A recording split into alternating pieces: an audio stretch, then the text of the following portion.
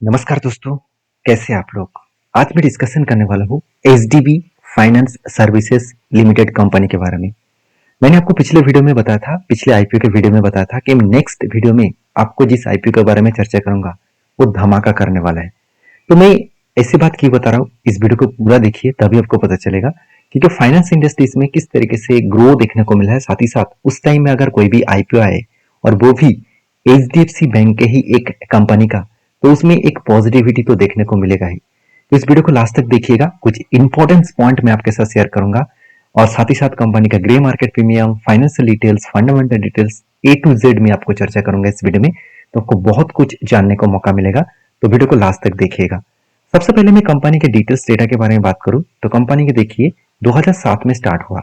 Company का नाम है एचडीबी फाइनेंशियल सर्विसेज लिमिटेड, जो एक रिटेल मतलब फोकस बेस्ड कंपनी है और नॉन बैंकिंग फाइनेंशियल कंपनी है। देखिए एचडीएफसी बैंक क्या करते हैं, बैंकिंग के ऊपर काम करते हैं। और पहले आप सभी जानते थे एच डी मतलब देखा जाए तो एच डी एफ सी का बैंक के साथ साथ एच डी एफ सी का फाइनेंस का भी एक बिजनेस था। तो अभी इसी तरीके से फिर से H D F C financial का बिजनेस ओपन किया जा रहा है। तो सिर्फ एच डी एफ सी था और एक H D F C bank था, तो एच डी एफ सी और H D F C bank merge हो गया। अभी उसी तरीके से H D B financial service लेके आ रहा है। तो बेसिकली ये जो कंपनी है आप सभी देख सकते हैं, यहाँ पे बताया जाता है company also offer business process of outsourcing service, search back office support service, collection and support services promoter well the best of. तो बेसिकली ये कंपनी बता रहा है कि कंपनी एक नॉन बैंकिंग फाइनेंशियल कंपनी है और एक नेटवर्क बेसिस में काम करते हैं, एक अलग लेवल का बिजनेस फैला के रखा है। तो बिजनेस वर्टिकली देखा जाए तो एंटरप्राइजेस लीडिंग्स है कंपनी, साथ ही साथ एसेट फाइनेंस भी है, कस्टमर फाइनेंस के ऊपर भी कंपनी काम करता है।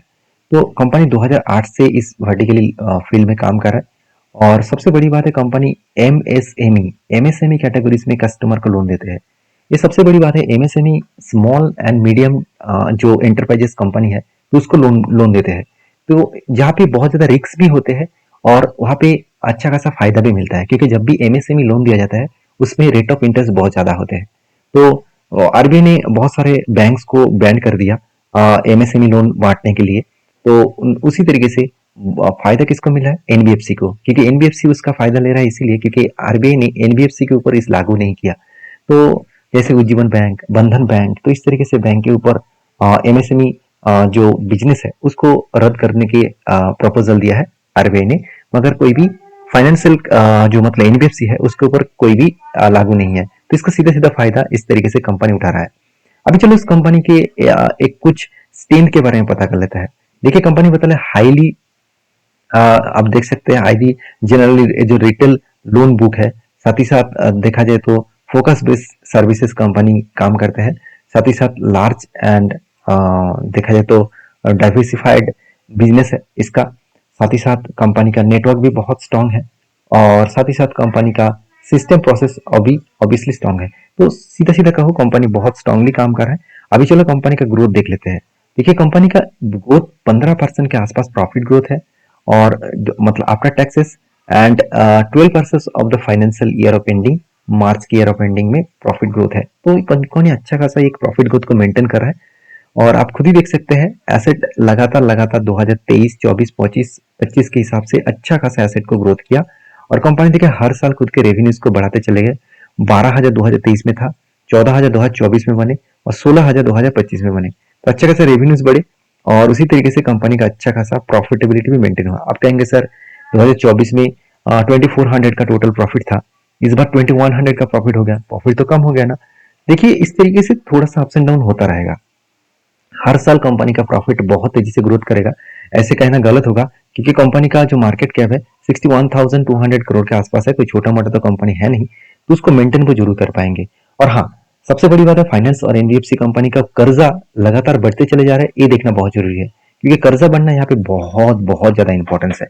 क्योंकि अगर कर्जा नहीं बढ़ रहा है तो इसका मतलब वो ज्यादा लोन नहीं दे पा रहा है, लोन नहीं दे पा रहा है मतलब उसका इंटरेस्ट भी ज्यादा नहीं मिलेगा, उसका अर्निंग भी कम हो जाएगा। तो इसमें कंपनी का ग्रोथ ऑब्वियसली अच्छा खासा देखने को मिले। अभी कंपनी का देखिए आरओई जो रिटर्न ऑफ इक्विटी, कोई भी बैंकिंग और फाइनेंशियल कंपनी के आरओई बहुत इंपॉर्टेंस होते हैं। जहाँ पे 15% के ऊपर हो तो अच्छा माना जाता है, तो यहाँ पे 14%, ऑलमोस्ट 15% के आसपास है, तो ठीक ठाक ही है। कंपनी का डेप्थ ऑफ इक्विटी भी ठीक ठाक है और कंपनी का जो वैल्यूएशन है, अर्निंग पर शेयर देखिए कितना शानदार है, 27 के आसपास है। अभी इसको देखकर खुश मत हो जाना, मैं अभी आपको इसका कंपेयर करूंगा बाकी कंपनी से, और इसका पी रेशियो 27 के आसपास है। तो चलो एक बार मैं अर्निंग पर शेयर देख लेता हूँ बाकी कंपनीज का। तो बाकी कंपनीज का अर्निंग पर शेयर 26 रुपीज है, बजाज फाइनेंस का, और साथ ही साथ सुंदरम फाइनेंस का 170 है। देखिए सुंदरम फाइनेंस का अलग स्ट्रेटेजीज है, वो मैं यहाँ पे चर्चा नहीं करूंगा। बाकी कंपनी से कंपेयर किया जाए तो श्रीराम फाइनेंस भी अच्छा खासा काम कर रहा है, साथ ही साथ चोला फाइनेंस भी अच्छा खासा काम कर रहे हैं, महिंद्रा महिंद्रा फाइनेंस भी अच्छा खासा काम कर रहे हैं। तो सारे सेक्टर के सारे कंपनी अच्छा परफॉर्मेंस कर रहे हैं। मैं नहीं कहूंगा कि एचडीबी फाइनेंस सर्विसेज खराब परफॉर्मेंस किया, इसका भी अर्निंग पर शेयर अच्छा खासा है। अभी चलो एक बार वैल्यूएशन का चेक कर लेता है, तो वैल्यूएशन कितना हाई है कितना लो है वो आपको पता चलेगा। तो इस सेक्टर के बाकी सारे कंपनीज के मैं वैल्यूएशन एक बार साम कर लेता हूँ, तभी आपको पता चलेगा कि कंपनी कितना अच्छा खासा काम कर रहा है। तो डिवाइड में कितने कंपनी, 1 2 3 4 5 6, मैं 6 कंपनी का पी रेशियो को एक साथ ऐड किया और 6 से डिवाइड कर दिया, तो मुझे एवरेज निकल के आया 23। तो 23 और कंपनी का पी रेशियो कितना है 28। तो ऑब्वियसली कंपनी का पी रेशियो उतना भी हाई नहीं है, थोड़ा सा हाई है, उतना भी हाई नहीं है, तो इसको मतलब कंसिडर कर ही सकते हैं। तो इस आईपीओ ले आने का मेरा मकसद क्या है, देखिए आईपीओ में ले आने का मेन मकसद, कंपनी यहाँ पे ऑब्वियसली ऑब्जेक्ट टू इशू में कंपनी बता रहा है कि कंपनी फास्ट, देखिए first capital base of meet their company future capital requirement, मतलब फ्यूचर में कैपिटल का रिक्वायरमेंट पड़ेगा, तो इसीलिए कंपनी खुद के बिजनेस को बड़ा करने के लिए फंडिंग उठा रहा है। तो फंडिंग कितना उठाया चलो वो भी देख लेते हैं। तो कंपनी के फंडिंग्स के एडिंग के बारे में बात करूँ तो आप देख सकते हैं कंपनी टोटल फंडिंग उठा रहा है 12,500 करोड़, तो कोई छोटा मोटा फंडिंग तो उठा नहीं रहा। और कंपनी का टोटली फंडिंग है फ्रेश, सॉरी टोटल फंडिंग में देखिए फ्रेश इशू कितना है, फ्रेश इशू है 2,500 करोड़, और ऑफर फॉर सेल, तो ऑफर फॉर सेल कितना है 10,000 करोड़। तो कंपनी ऑफर फॉर सेल दे रहा है 10,000 करोड़ का और फ्रेश इशू कर रहा है 2,500। इसका मतलब 2,500 करोड़ कंपनी बिजनेस में इन्वेस्ट करेगा, और ऑफर फॉर सेल जो दे रहा है 10,000 करोड़ वो कंपनी का प्रोमोटर के जेब में जाएगा। तो यहाँ पे मुझे एक वीकनेस पॉइंट लगा, ऑब्वियसली बिजनेस के ऊपर इन्वेस्ट करता तो अच्छी बात होती, तो फिर भी देखिए बिजनेस स्ट्रांगली ग्रोथ कर रहा है तो उसमें प्रोमोटर खुद के तो प्रॉफिट कमाएंगे ना, तो कुछ शेयर तो बेचेंगे और प्रॉफिट तो कमाएंगे, तो यही फायदा वो नहीं लेंगे तो कहाँ पे लेंगे। इतने दिनों से जो वो इन्वेस्ट करके उस कंपनी के ऊपर चला रहा है तो उसका कुछ ना कुछ तो फायदा मिलना चाहिए। तो इस आईपीओ का जो प्राइस बैंड रखा गया है 700 से ऑलमोस्ट 740 रुपीज के आसपास, तो 20 शेयर खरीदारी करना होगा, और 20 शेयर खरीदारी करने के लिए आपको टोटल लागत लगेगा 14,800 रुपीज, पर लॉट में 20 शेयर होगा, और 700 से 740 रुपीज के अंदर आपको प्राइस बैंड रखा गया है। उस प्राइस बैंड के अंदर आपको बिडिंग करना है, मतलब बिड देना है। और देखिए इस आईपीओ का ओपनिंग डेट है 25 ऑफ जून और इसका लास्ट डेट है 27 ऑफ जून, और आपको आईपीओ का अलॉटमेंट डेट पता चलेगा 30 तारीख को, और इसका आईपीओ का लिस्टिंग दिन देखा जाएगा 2 जुलाई। तो सारे मतलब डेट और प्रोसीजर मैंने आपके साथ शेयर किया हो। सिर्फ एक पॉइंट्स बाकी है, वो है ग्रे मार्केट प्रीमियम।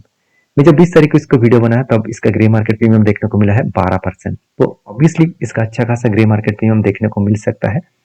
तो मैं इस कंपनी की ओर बहुत ज्यादा पॉजिटिव हूँ, और मेरे अगर ओपिनियन खुद के ओपिनियन आपके साथ शेयर करूँ तो मैं इस कंपनी के ऊपर ऑब्वियसली आईपीओ के ऊपर काम करने वाला हूँ, और मैं काम इसीलिए करूंगा क्योंकि इस कंपनी का स्ट्रेंथ और स्टेबिलिटी मुझे बहुत स्ट्रांग लगा।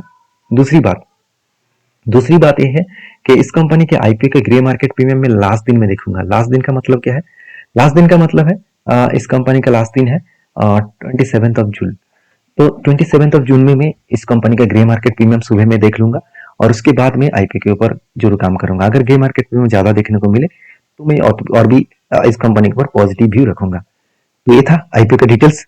तो वीडियो आपको कैसे लगा जरूर कमेंट्स करना।